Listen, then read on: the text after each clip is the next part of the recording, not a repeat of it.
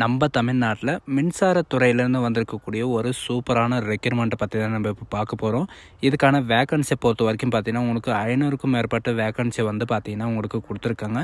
இதுக்கான ஜாப் லொக்கேஷனை பொறுத்த வரைக்கும் பார்த்தீங்கன்னா உங்களுக்கு தமிழ்நாட்டில் தான் உங்களுக்கு இருக்கும். சேலரி பொறுத்த வரைக்கும் பார்த்தீங்கன்னா உங்களுக்கு 45,000லேருந்து 1,50,000 வரைக்கும் உங்களுக்கு ஸ்டார்டிங் சேலரி இருக்கும் அப்படின்றதையும் இவங்க வந்து மென்ஷன் பண்ணியிருக்காங்க. அண்ட் இதுக்கு அப்ளை பண்ணுறதுக்கான லாஸ்ட் டேட் 17/12/2024 அன்றைக்கி வரைக்கும் நீங்கள் ஆன்லைன் மூலிமா நீங்கள் வந்து அப்ளை பண்ணிக்கலாம் அப்படின்றத சொல்லியிருக்காங்க. ஸோ இதுக்கு யாரெல்லாம் அப்ளை பண்ணலாம், என்ன எஜுகேஷன் அண்ட் குவாலிஃபிகேஷன் அண்ட் எப்படி அப்ளை பண்ணுறது அப்படின்றத நான் உங்களுக்கு பிரீஃபாக எக்ஸ்பிளைன் பண்ண போகிறேன். வீடியோவை ஸ்கிப் பண்ணாமல் எண்டு வரைக்கும் பாருங்கள். அதோடு நம்ம சேனலுக்கு இப்போ தான் நீங்கள் ஃபஸ்ட் டைமாக உள்ளே வந்திருக்கீங்கன்னா நம்ம சேனலை வந்து சப்ஸ்கிரைப் பண்ணி வச்சுக்கோங்க. அப்போ தான் நாங்கள் போடக்கூடிய கவர்மெண்ட் ஜாபோட நோட்டிஃபிகேஷன் வந்து பார்த்திங்கன்னா உங்களுக்கு உடனுக்குடனே வந்து சேரும். அதோட நம்மளுடைய வாட்ஸ்அப் குரூப் லிங்க்கையும் நான் கீழே டிஸ்கிரிப்ஷனில் கொடுத்துருக்கேன். நீங்கள் மறக்காமல் டவுன்லோட் பண்ணி படித்து பாருங்கள். நீங்கள் அந்த லிங்க்கை நீங்கள் கிளிக் பண்ணவே போதும், டேரெக்டாக வந்து பார்த்திங்கன்னா தமிழ்நாடு மின்சார வாரியத்தோட அஃபிஷியல் வெப்சைட் வந்து பார்த்திங்கன்னா உங்களுக்கு டேரெக்டாக வந்து ஓப்பன் ஆகும். அதில் வந்து பார்த்திங்கன்னா உங்களுக்கு எல்லாமே பிரீஃபாக கொடுத்துருப்பாங்க. சரிங்களா? ஸோ காஸ் அதோட இந்த லிங்க்கை நீங்கள் கிளிக் பண்ணவே போதும், டேரெக்டாக இந்த பேஜுக்கு வந்துட்டு இது எங்கேருந்து வந்திருக்கு அப்படின்னு பார்த்தீங்கன்னா என்எல்சி, அதாவது நெய்வேலி, நம்ம தமிழ்நாட்டில் நெய்வேலியிலேருந்து வந்து பார்த்திங்கன்னா உங்களுக்கு என்எல்சி துறையிலேருந்து உங்களுக்கு மின்சாரத்துறைக்கான வேக்கன்சி வந்து வெளியிட்டிருக்காங்க. இதில் வந்து அப்ளிகேஷன் வந்து எங்கே டவுன்லோட் பண்ணணும் அப்படின்னு பார்த்தீங்கன்னா உங்களுக்கு இங்கே கேரியர்ஸ்ன்னு இருக்கும். அந்த கேரியர்ஸை நீங்கள் ஓப்பன் பண்ணிங்கனாவே போதும், உங்களுக்கான ரீசெண்டாக வந்து என்னென்ன அப்ளிகேஷன் வந்து ஓப்பன் ஆகிருக்கு அப்படின்றது எல்லாமே உங்களுக்கு வந்து டீட்டெயிலாக வந்து பார்த்திங்கன்னா உங்களுக்கு கொடுத்துருப்பாங்க. சரிங்களா? டீட்டெயில்ஸ் ஆஃப் அட்வர்டைஸ்மெண்ட் அப்படின்னு சொல்லிட்டு இருக்கும். அதை நீங்கள் கிளிக் பண்ணவே போதும், நமக்கான நோட்டிஃபிகேஷன் வந்து பார்த்திங்கன்னா ரீசெண்டாக வந்து என்ன நோட்டிஃபிகேஷன் இருக்குது அதை வந்து ஓப்பன் ஆகிடும். இதில் வந்து பார்த்திங்கன்னா உங்களுக்கு என்எல்சி இந்தியாவிலேருந்து தான் உங்களுக்கு வந்து பார்த்திங்கன்னா உங்களுக்கு கொடுத்துருக்காங்க. சரிங்களா? இது வந்து டேரெக்டாக எங்கேருந்து வந்திருக்குன்னு பார்த்தீங்கன்னா கடலூர் டிஸ்ட்ரிக்ட். சரிங்களா? நம்ம தமிழ்நாட்டில் கடலூர் டிஸ்ட்ரிக்ட் நெய்வேலியிலேருந்து தான் வந்து பார்த்திங்கன்னா உங்களுக்கு இந்த நோட்டிஃபிகேஷன் வந்து ஜெனரேட் பண்ணி கொடுத்துருக்காங்க.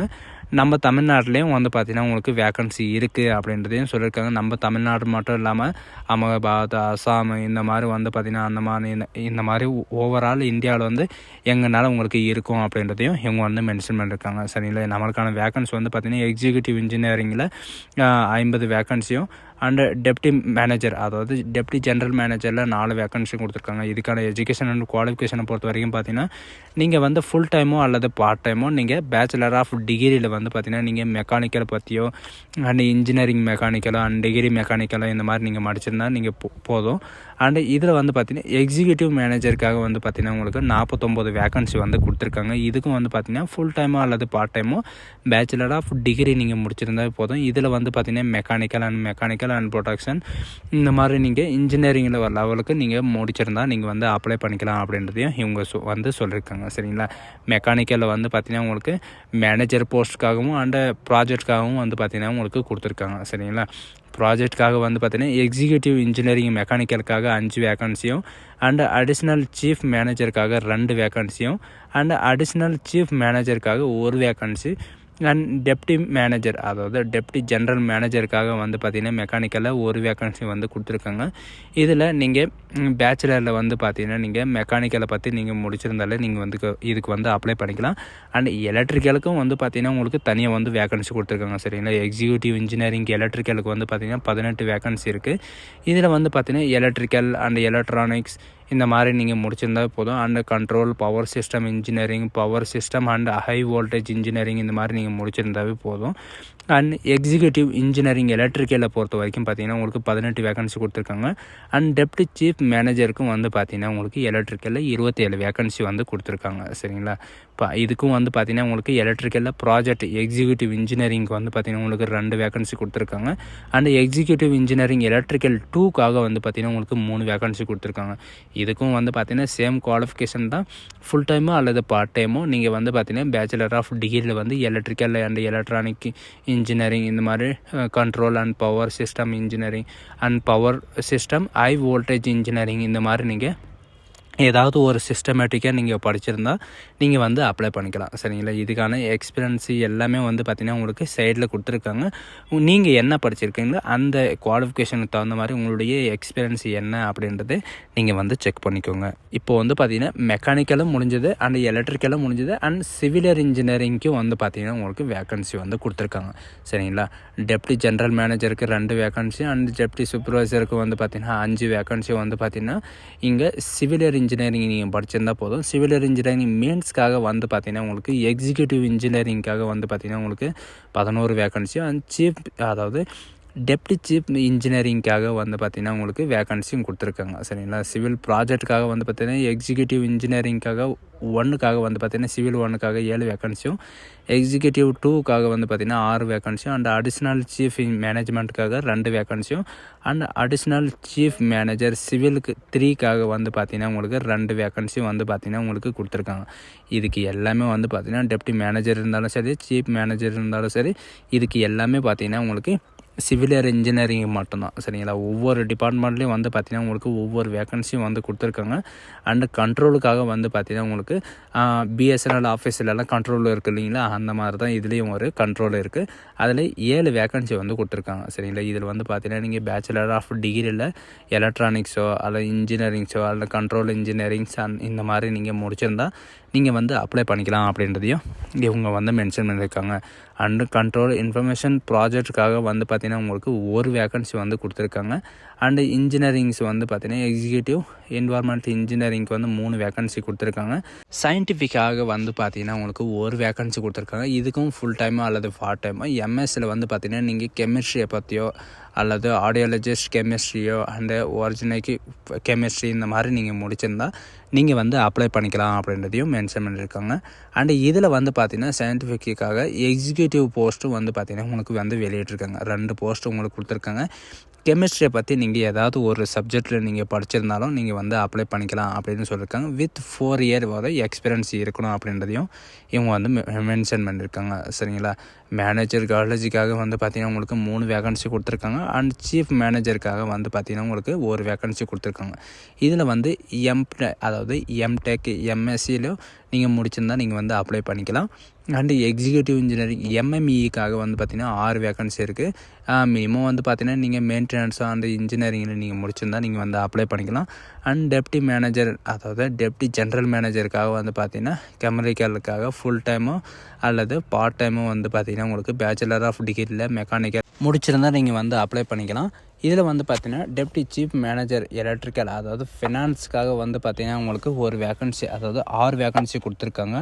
யூஆர் 4 வேக்கன்சி, எஸ்சி எஸ்டி இவங்களுக்கெல்லாம் ஒவ்வொரு வேக்கன்சி வந்து டிஸ்ட்ரிபியூட் பண்ணியிருக்காங்க. சரிங்களா. அது மட்டும் இல்லாமல் டெப்டி ஜென்ரல் மேனேஜர் இந்த மாதிரி வந்து பார்த்திங்கன்னா உங்களுக்கு மேனேஜர் போஸ்ட்டுக்காக வந்து பார்த்திங்கன்னா உங்களுக்கு கொடுத்துருக்காங்க. லீகல் அதாவது லா படிச்சிருக்கிறவங்களுக்கும் வந்து பார்த்திங்கன்னா உங்களுக்கு இதில் ஆப்பர்ச்சுனிட்டி வந்து கொடுத்துருக்காங்க. சரிங்களா. லா படிச்சுட்டு இருக்கிறவங்களுக்கும் அண்டு கம்ப்ளீட் பண்ணி இருக்கிறவங்களுக்கும் வந்து பார்த்திங்கன்னா உங்களுக்கு கொடுத்துருக்காங்க. இதில் வந்து பார்த்திங்கன்னா நீங்கள் 3 இயர்ஸோ அல்லது 5 இயர்ஸோ நீங்கள் முடிச்சிருந்தால் நீங்கள் வந்து அப்ளை பண்ணிக்கலாம் அப்படின்றதையும் மென்ஷன் பண்ணியிருக்காங்க. சரிங்களா. லா படித்தவங்களுக்கு வந்து பார்த்திங்கன்னா மஸ்ட்டாக வந்து 3 இயர்ஸ் to 5 இயர் வரைக்கும் நீங்கள் படிச்சிருக்கணும்.